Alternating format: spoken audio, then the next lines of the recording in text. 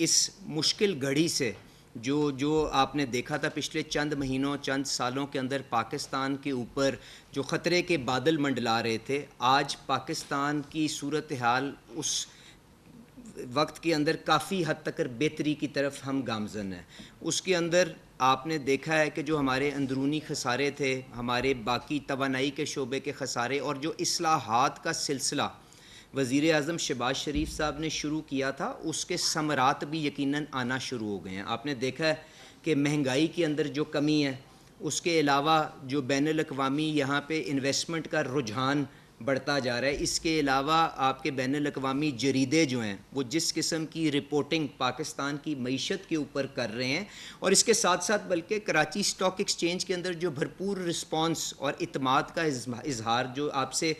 مقامی آپ کے جو سرمایہ دار ہیں وہ کر رہے ہیں، یہ وہ ساری چیزیں اس طرف نشاندہی کرتی ہیں کہ ہم نے وہ صحیح اور شاید مشکل رستہ اختیار کر لیا ہے جو اس ملک کی معیشت کو اور جو استحکام یہاں پہ پچھلے چند مہینوں میں نظر آیا اس کو اینکر کرنے کے لیے ضرورت ہے. اور اس بجٹ کے اندر بھی یقیناً مشکل فیصلے کیے گئے ہیں جن کی تکلیف، جن کی گونج بہت سے ایوانوں کے اندر اور بہت سے گھروں کے اندر بھی یقیناً گئی ہے، پر اس کے ثمرات بھی ساتھ ساتھ آنا شروع ہو گئے ہیں. تو گزارش یہ ہے کہ جو اب ہمیں جس چیز کے اوپر، اسی رستے کے اوپر استقامت کے ساتھ چلنے کی ضرورت ہے تاکہ ہم پاکستان کو اس کا وہ مقام جو شاید پچھلے چند سالوں کے اندر کہیں کھو گیا تھا، ہم اس کو وہ دلوا سکیں. اور جو ایک سلسلہ جو بارہا آپ لوگوں نے یہاں پہ اکنامک جرنلسٹ کے طور پہ دیکھا کہ پاکستان ایک بوم اینڈ بسٹ سائیکل کے اندر پھنسا رہا کیونکہ ہم نے اصلاحات نہیں کی، اور ہم اسی وقت جب گروتھ تھوڑی سی واپس آتی تھی تو آپ کے ڈالر کا ایک فقدان ہوتا تھا، کرائسس ہوتا تھا، اور آپ بھاگ دوڑ کے واپس IMF کے پاس چلے جاتے تھے. تو اس بجٹ کے ذریعے وزیر اعظم شہباز شریف صاحب نے جو عہد کیا کہ میں مشکل فیصلے لیتے ہوئے، جس کی یقیناً مجھے اس چیز کا بھی احساس ہے کہ لوگوں کو تکلیف ہوئی ہے، خاص طور پہ سیلریڈ لوگوں کے اوپر جو بوجھ بڑھا ہے. کاش میں یہ بتا سکتا کہ جو IMF کی شراکت داری کے ساتھ ہمیں اس سلسلے کو آگے لے کے چلنا پڑا، اس میں کہاں سے یہ نیگوسیشن شروع ہوئی تھی اور کس طرح سے شہباز شریف صاحب نے اس کو جس حد تک منیمائز کر سکتے تھے وہ کروایا. کس طرح سے شہباز شریف صاحب نے ذاتی طور کے اوپر جو ایگریکلچرل انپٹس کے اوپر جو ٹیکس کی اور ساری ایگزیمشنز کو وڈرا کرنے کی جو ڈیمانڈ تھی اس کے سامنے بند باندھا. کاش میں آپ کو یہ بتا سکتا کہ کس طرح سے سولر پینلز کے تحفظ کے لیے شہباز شریف صاحب نے بھرپور کوشش کی. پینشنز کے اوپر جو آپ کا جو خرچہ ہے اس کے اوپر کس طرح سے جو ڈیمانڈ تھی کہ اس کو بھی ٹیکسیشن کی زد کے اندر لایا جائے، اس سے اس کو تحفظ کیا گیا. PDL کو بڑھانے کی جو ڈیمانڈ تھی اس کے آگے شہباز شریف صاحب نے کس طرح سے بند باندھا، اور چاہے انہوں نے وہ 10 روپے کی ایڈیشنل الاؤنس ضرور فائنینس بل کے ذریعے اپروو کروائی، پر آپ نے دیکھا جو کل پرسوں جو یہاں پہ پیٹرولیم پرائسز کی ریویژن ہوئی اس کے اندر PDL کو وہیں پہ 60 روپے کے اوپر ہی برقرار رکھا گیا. تو یہ وہ ساری چیزیں ہیں جو شہباز شریف صاحب نے IMF کی نیگوسیشن کے ساتھ ہمارے باقی انٹرنیشنل پارٹنرز کی مشاورت کے ساتھ اس بجٹ کے ذریعے اچیو کی، اور جو جن سیگمنٹس کو تکلیف پہنچی ہے ان کو آگے جس طرح سے سپیس کریٹ ہوتی جائے گی انشاءاللہ تعالی ہمیں اس چیز کا بھی ادراک ہے کہ جی ان کو ہمیں دوبارہ اس قسم کا تحفظ اور اس قسم کی آسانی ان کو مہیا کرنے کی ضرورت ہے. اس کے علاوہ آپ نے دیکھا کہ ایک یہ بھی کانشیس ایفرٹ ہوئی کہ ہم یہاں پہ لوگوں کو کیرٹ اینڈ سٹک پالیسی کے ذریعے آپ ڈاکیومنٹیشن کی فولڈ میں لا سکیں. آپ نے دیکھا کہ جو نان فائلرز کے جو یہاں پہ ریٹس تھے جس کے ساتھ شاید ہم نے ان کو ٹرانزیکشنز کرنے کی کھلی چھوٹ دی ہوئی تھی، اس کو یہاں پہ ڈو ٹیل کیا گیا. جو آپ اصلاحات اور اینڈ ٹو اینڈ ڈیجیٹائزیشن کی جو ایکسرسائز آپ FBR کے اندر چلا رہے ہیں، جس کے ذریعے یہ سارے کے سارے ود ہولڈنگ ٹیکسز کے ڈیٹے کو استعمال کرتے ہوئے لوگوں کی آمدنی کو کمپیوٹ کیا جائے گا، اور اس کے بعد انفورسمنٹ کے ذریعے آپ ان کو پابند کریں گے کہ وہ اپنا ڈیو شیئر اس ملکی معیشت کے اندر ادا کر سکیں. تو یہی وہ سلسلہ آپ کو پراپرٹی کی ٹرانزیکشنز کے اندر بھی نظر آتا ہے، یہی وہ سلسلہ ہے جو آپ کو ریٹیل چین کو ڈاکیومنٹ کرتے ہوئے بھی نظر آتا ہے. اور اس کے بعد اگر آپ لوگ سوال کرنا چاہیں گے تو میں اس کے اوپر بھی بالکل آپ کو ایکسپینڈ کر کے بتا دوں گا کہ حکومت کس طرح سے اس معاملے کو آگے لے کے چل رہی ہے. اس کے ساتھ ساتھ آپ نے دیکھا بہت سے ایسے سیگمنٹس جو پہلے شاید پرائیورٹی ٹریٹمنٹ انویسٹمنٹ تھی جن کی، ان کو بھی اس بجٹ کے ذریعے نارمل ٹیکس رجیم کے اندر لایا گیا، اور ہم نے کسی کے اوپر انفیئر وہ بوجھ پار کرنے کے بجائے یہ کوشش کی کہ لوگ اپنی آمدنی کی بنا کے اوپر، یہ نہیں کہ انہوں نے کتنا کاروبار کیا اور ہم سے کتابیں آپ اپنی دکھائیں نا، اپنی آمدنی کے ذریعے اپنی آمدنی کے مطابق اپنا جو ڈیو حصہ ہے وہ ٹیکسیشن کے اندر ادا کریں۔ اس کے علاوہ ایک جو کانشیس ایفرٹ ہوئی وہ یہ تھی کہ آپ اپنے وسائل کو فائنینشیل انکلوژن کی طرف اور فارمل اکانومی کی طرف لے کے آئیں۔ جو آپ نے دیکھا پراپرٹی کے اندر جس قسم کی ٹیکسیشن میجرز آئے، اس کے اندر کوشش یہ کی گئی ہے کہ اسپیکولیشن کو، جو یہاں پہ سٹہ بازی ہوتی ہے، اس کا رجحان کو توڑا جا سکے اور اس پیسے کو آپ بینکوں کے اندر فائنینشیل سسٹم کے اندر لا سکیں اور پروڈکٹیو یوزز کے اندر ڈال سکیں۔ تو اس کے اوپر بھی جس قسم کی ٹیکسیشن ہوئی ہے وہ آپ جب سوال کریں گے اور میں اس کے اوپر وہ بھی آپ کو ایکسپلین کرنے کو بالکل تیار ہوں۔ اب اس کے ساتھ ساتھ حکومت نے اپنی چادر کو دیکھتے ہوئے اور اس چیز کو محسوس کرتے ہوئے کہ شاید پہلے ہی جو اس سال آپ ایڈیشنل ٹیکسیشن کرنے جا رہے ہیں اس کی مثال پاکستان کی تاریخ میں نہیں ملتی کہ آپ نے 3,500 ارب کی ایڈیشنل نئی ٹیکسیشن آپ نے کسی ایک سال میں کی ہو، پر یہ آج وہ ضرورت ہے جس کو دیکھتے ہوئے ایک بھرپور پلان کو ترتیب دیا گیا۔ اور یہ افسوس کی بات ہے کہ شاید 70 سال کے اندر پاکستان اور جو اس کے آپ کے انٹرنیشنل ڈیولپمنٹ پارٹنرز ہیں ان کے درمیان اتنا ڈسٹرسٹ ہے کہ وہ آپ کی اس چیز کو ایکسیپٹ کرنے کو تیار نہیں ہے کہ آپ انفورسمنٹ کے ذریعے اپنے ٹیکس نیٹ کو وائڈن کریں گے۔ تو اس لیے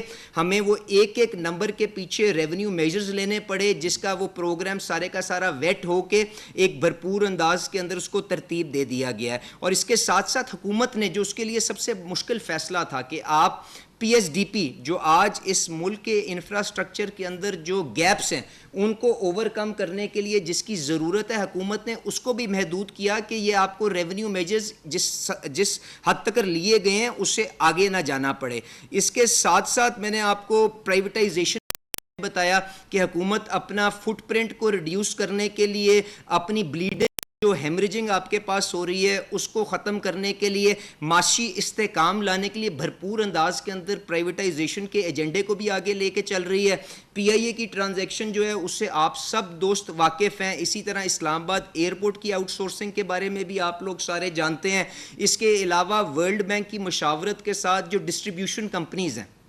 ان کی پرائیویٹائزیشن سے پہلے پری پرائیویٹائزیشن آپ نے کیا اکنامک لینڈسکیپ بنانی ہے، پوسٹ پرائیویٹائزیشن آپ نے کس انوائرمنٹ کے اندر یہ سارے کے سارے نظام کو لے کے چلنا ہے، کنزیومر پروٹیکشن جو آپ کا کنزیومر کا تحفظ بھی انشور کیا جا سکے، اس کے اوپر ورلڈ بینک کے ساتھ ایک بھرپور ایکسرسائز جاری ہے۔ اس کے ساتھ ساتھ اسٹیرٹی کے لیے اور حکومت کی رائٹ سائزنگ کے لیے جس قسم کے اقدامات لیے گئے ہیں اس کی ایک مثال شہباز شریف صاحب نے جب پاک پی ڈبلیو ڈی کی شٹ ڈاؤن کی شکل میں اناؤنس کی وہ آپ کے سامنے ہے، اور یہ کوئی 2-3-4 ارب کی تنخواہوں کا معاملہ نہیں ہے۔ یہ جو گریونس پاک پی ڈبلیو ڈی کے سامنے تھی وہ یہ تھی کہ جب ترقیاتی کاموں کے لیے ان کو 100-200 ارب کا پورٹ فولیو ملتا ہے اس کے اندر بے پناہ قسم کی بلیڈنگ اور ہیمریجنگ اور چوری چکاری ہے، تو اس گریونس کو دیکھتے ہوئے شہباز صاحب نے وہ پہلا قدم بھی لے لیا ہے۔ اس کے ساتھ ساتھ باقی کے جو محکمے ہیں، آج بھی فائنانس منسٹر صاحب نے 2 گھنٹے کے لیے right sizing of the government کی جو کمیٹی بنائی گئی ہے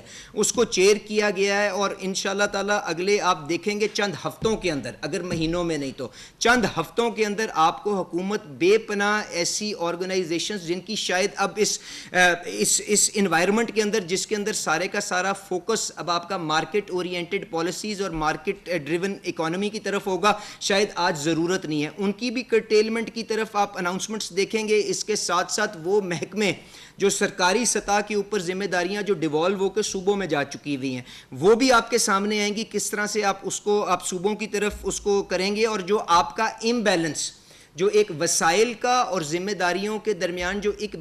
امبیلنس آپ کا وفاقی حکومت اور صوبائی حکومتوں کے درمیان ہے اس کو بھی دوبارہ سے کیلیبریٹ کرنے کے لیے ایک بھرپور ایکسرسائز این ای سی کے لیول کے اوپر پرائم منسٹر شہباز شریف صاحب خود سٹیئر کر رہے ہیں, جس کے اندر فائنانس منسٹر صاحب ان کے اندر مدد دے رہے ہیں, ان کو سپورٹ کر رہے ہیں, کیونکہ یہ جو ساری سوشل سیکیورٹی کی جو سوشل آپ کی پروٹیکشن کی اسکیمیں ہیں, آپ کے جو یہاں پہ ڈیٹ کی جو آپ کے سود کی پیمنٹس ہیں, جو آپ نے یہ جو قرضہ لیا ہے سارے کا سارا, یہ پورے پاکستان کے مسائل کو حل کرنے کے لیے تھا, پاکستان کے انفراسٹرکچر کے لیے لیا تھا. تو اس کا سارا بوجھ اگر آپ اسلام آباد میں ڈال دیں گے تو آپ وفاقی حکومت کو مفلوج کر دیتے ہیں. اسی طرح جو سوشل پروٹیکشن کی میں نے بات کی, اگر 600 ارب کا ریکارڈ ایلوکیشن اگر پرائم منسٹر شہباز شریف صاحب نے کی ہے, تو اس کے اندر یہ چیز بھی تو ذہن میں رکھنی چاہیے کہ اس میں سے تقریباً 1% آبادی وہ ہوگی جس کا اسلام آباد کے اندر جو رہائش پذیر ہے. اس کے علاوہ یہ ساری کی ساری پروٹیکشن باقی کے صوبوں کے اندر ہو رہی ہے, جس کے اندر صوبوں کو آگے آ کے اس بوجھ کے اندر, اس چیز کے اندر اپنا حصہ ادا کرنا چاہیے. اس کے ساتھ ساتھ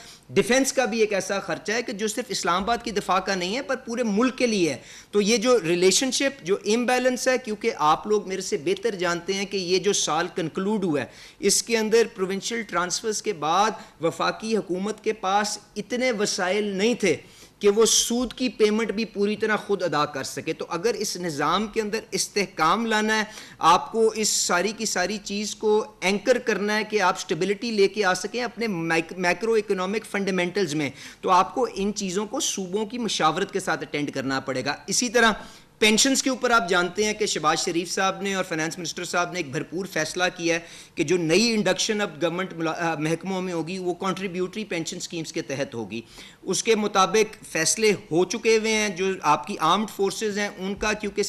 جو سروس سٹرکچر ہے وہ کہیں مختلف ہے, تو ان کو بھی کچھ ٹائم دیا گیا ہے کہ آپ اس کو الائن کر کے کنٹریبیوٹری پینشن سکیمز کے اوپر آ جائیں, کیونکہ یہ جو 2000 ارب کا خرچہ وفاق کے لیول پہ اور صوبوں کے لیول کے اوپر ہے, یہ شاید اب کسی ایک اس کی اصلاحات اس کے اندر لائے بغیر شاید اس نظام کو آگے لے کے چلانا مشکل ہو. تو یہ وہ ساری مشکل چیزیں جو شہباز شریف صاحب کی قیادت کے اندر یہ حکومت کر رہی ہے. پر میں آپ کو اس پریس کانفرنس کے ذریعے جو یقین دہانی کرانا چاہتا ہوں وہ یہ ہے کہ ہم کو یہ بھی احساس ہے کہ یہ جو ساری کی ساری اصلاحات ہیں یہ بے پناہ تکلیف کا باعث بھی ہیں لوگوں کے لیے, چاہے وہ تنخواہ دار لوگ ہوں, چاہے وہ آپ کے ایکسپورٹر حضرات ہوں, چاہے آپ کے دکاندار حضرات ہوں. پر میری سب سے یہ اپیل ہے کہ انشاءاللہ تعالیٰ اس نظام کو, اس ملک کو ایک بہتری کے راستے پہ ڈالنے کے لیے یہ وہ راستہ ہے جس کے اوپر اب ہمیں چلنا پڑے گا, کیونکہ اب ساری دنیا اس چیز کی طرف دیکھ رہی ہے کہ کیا آپ اپنے آپ کو اپنی چادر کے مطابق اپنے آپ کو بدلتے ہیں کہ نہیں بدلتے, کیا آج آپ اپنے پیروں کے اوپر کھڑے ہونے کے لیے وہ اقدامات لیتے ہیں جو بہت سی دنیا نے, بہت سے ملکوں نے لیے ہیں. تو میری آپ سے گزارش یہ ہے اس ایفرٹ کے اندر, اس نیت کے اندر اگر کوئی کمی رہ بھی گئی ہے تو ضرور اس کو ہائی لائٹ کریں. ہم پازیٹیو لائٹ کے اندر ان چیزوں کو لے کے ان مسائل کو حل کرنے کی کوشش کریں گے. اور یہ بھی یقین دہانی کرا دوں